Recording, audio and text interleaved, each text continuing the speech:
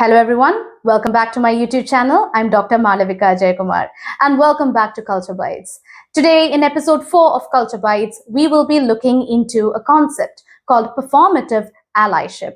And I know that concept sounds heavy and yes, true, but if we are to keep these two words far away from each other and if we are to focus on these words individually in isolation, it would make a certain level of sense. Let me explain. Let's take the first word, performative. You would at least understand at this point that the word performative has got something to do with performance. And that's all you need to know right now. Let's keep that first word aside. Now let's go to the second term, allyship. I'm sure you've already heard of this term, but if you haven't, do not worry. Allyship simply means showing an active support in favor of a marginalized group, even though you're not a member of that group. That's all that means, and that's all you need to know at this point. Now, let's bring these two words back together, performative allyship. The question that we now have to ask is, now that these words are close together, is this: can allyship be a performance? Let me simplify that question further. Can support be performance?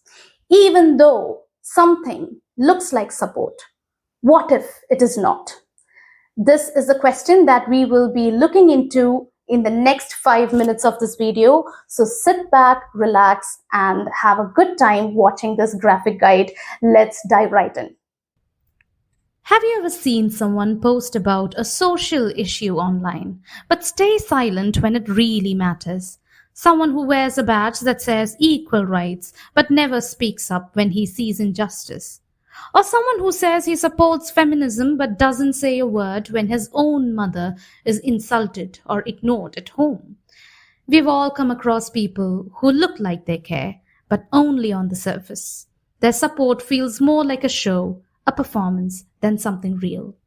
The concept we're about to explore, performative allyship, might shed some light on this. Allow me to use a metaphor. Imagine someone's house is on fire.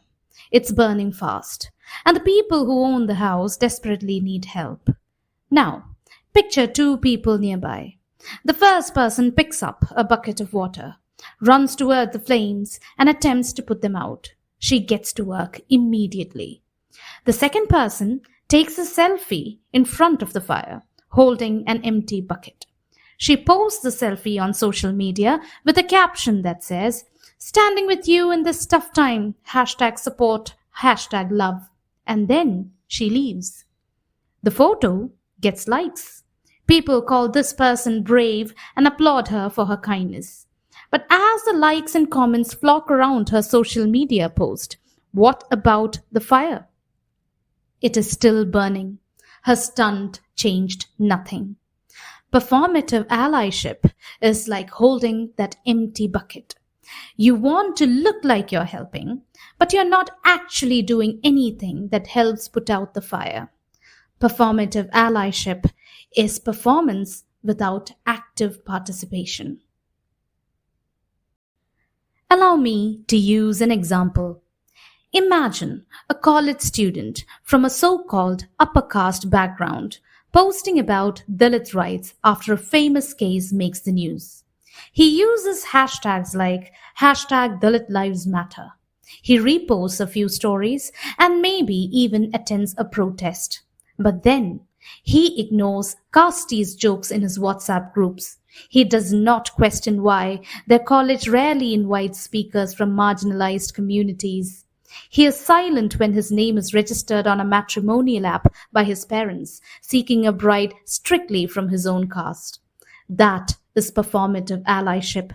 It is shouting on social media and whispering in real life. It is fighting for justice in public, but being silent around privilege. It is displaying support only when convenient.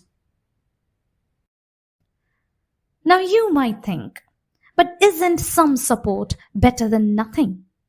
But here is the thing. Performative allyship can actually harm a movement. It shifts the focus from real issues to the feelings of the so-called ally. It makes serious struggles look like trends.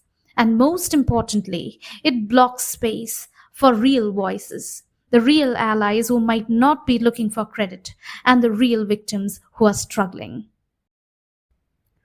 Which brings us to the most important question. Then what is real allyship?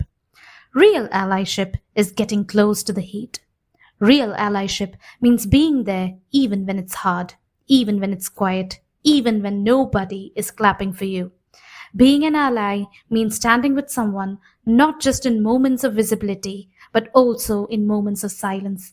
It means speaking up when there is injustice. It means unlearning your own biases. It means giving space, not just taking credit. Performative allyship skips all that. It chooses what's convenient. Real allyship means turning up even when nobody is looking at you. Real allyship can get uncomfortable, messy, and it may not get you any applause, but it makes a difference. I hope you enjoyed that. And I think it is fair enough to say at this point that there is such a thing called real allyship and a fake allyship. You can understand by now that most of us are often in support of a cause, but we are very hesitant to do the work that it takes to give active support. That's something that we should change about ourselves. And I hope that is one of the takeaways of this episode. Thank you so much for watching. And as always, please let me know if there is any concept that you would like me to unpack. Please let me know down in the comments below and stay tuned for more.